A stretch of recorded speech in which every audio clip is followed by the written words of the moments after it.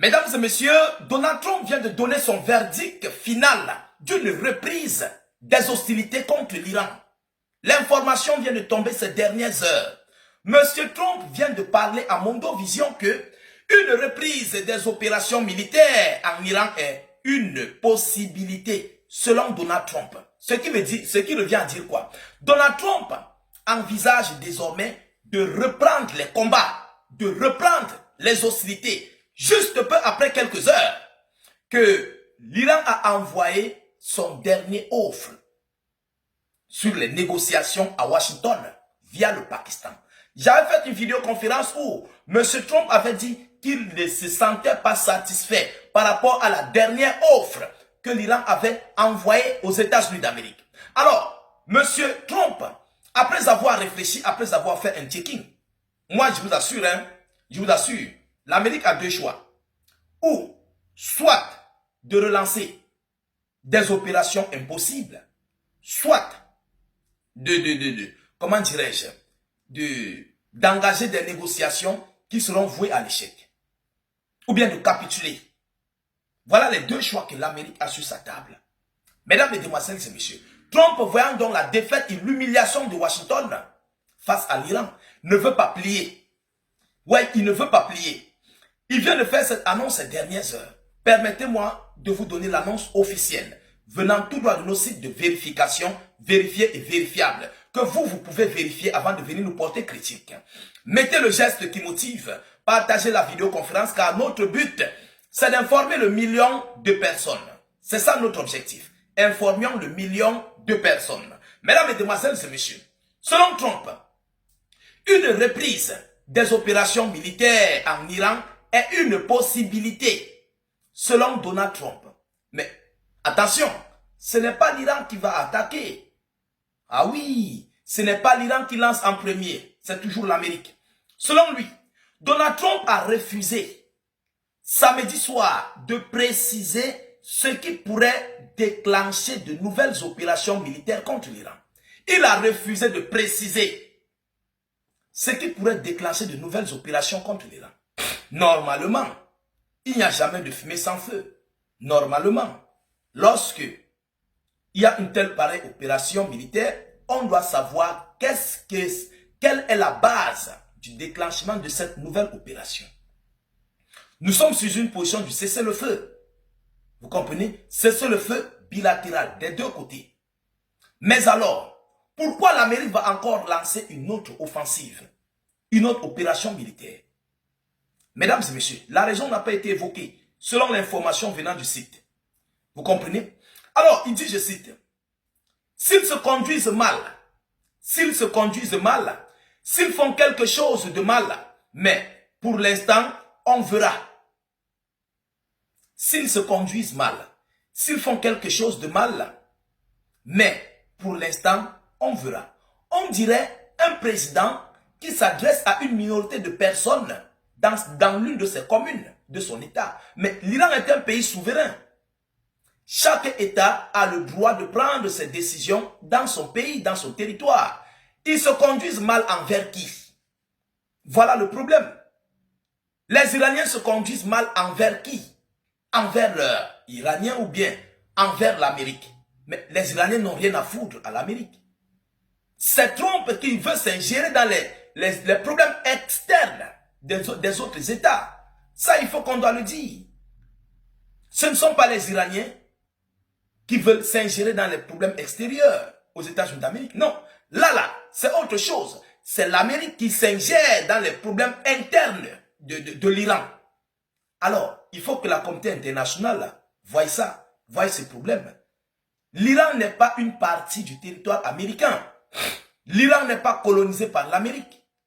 Et les Iraniens ne vont jamais l'accepter, ça c'est clair. Mesdames et messieurs, allons-y en profondeur.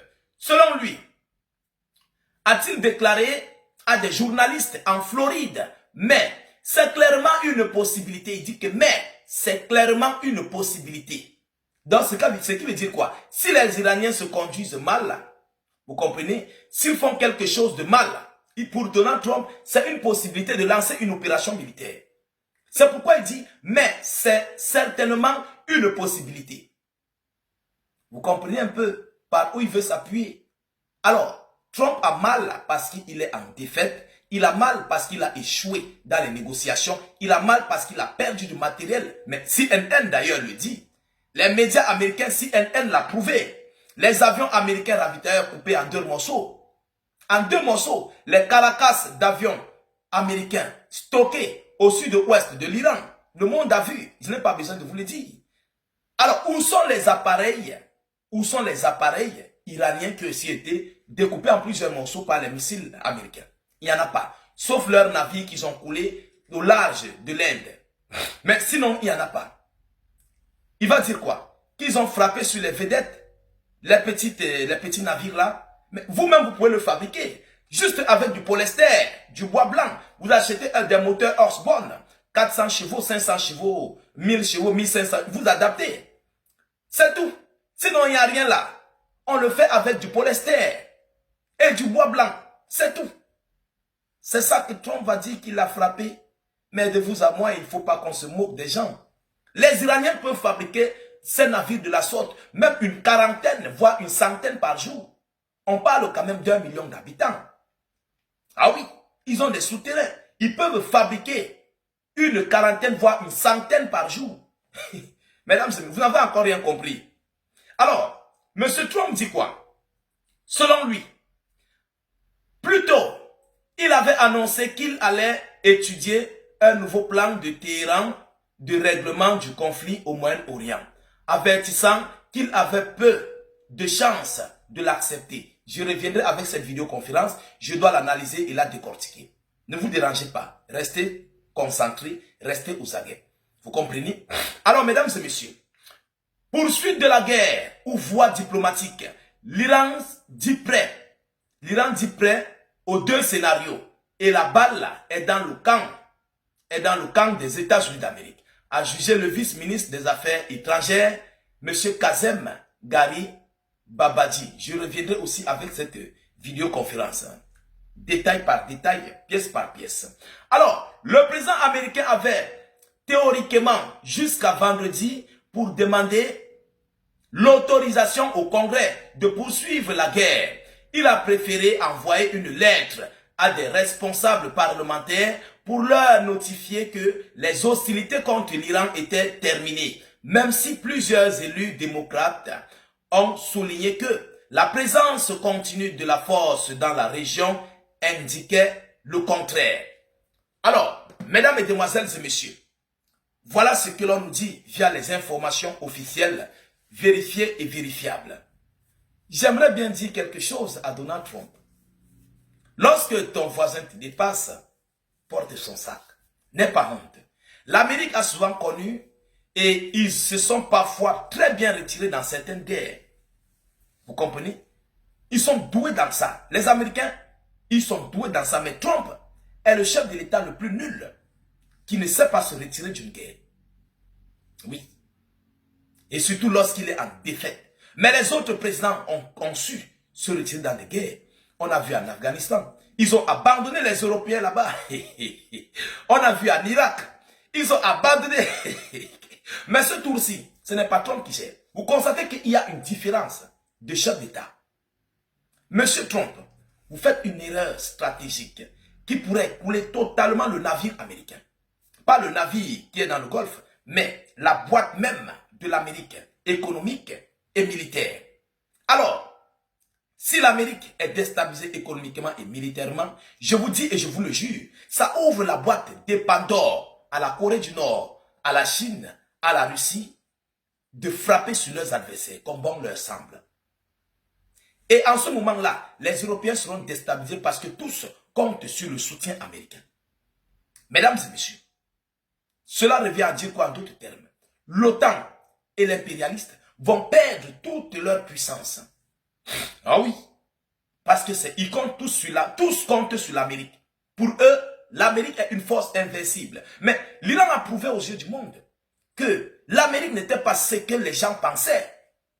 Ce n'est pas moi qui le dis. C'est cette guerre de 40 jours qui l'a prouvé.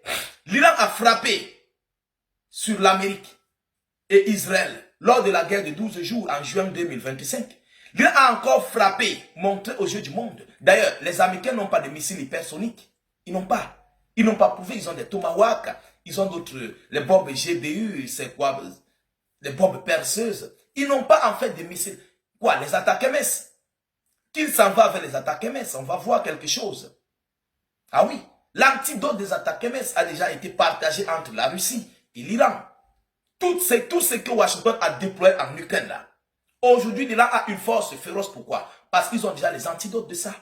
La Russie a partagé le médicament avec tous ses alliés. C'est ce que cela veut dire.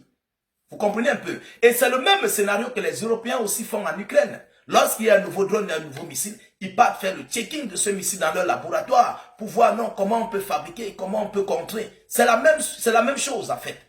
C'est vice versa. Vous comprenez un peu? Alors, mesdames, mesdemoiselles et messieurs, voilà ici l'information que j'avais à vous relayer dans cette vidéoconférence. Partagez-la au maximum. Mettez-la partout à travers le monde. Sécurisez la vidéo avec un maximum de j'aime. N'hésitez pas à vous abonner pour ne plus rater la page et surtout ne plus perdre nos vidéoconférences. Je vous reviens tout à l'heure pour une prochaine série d'informations. Soyez encore salués une fois de plus. Ciao, ciao.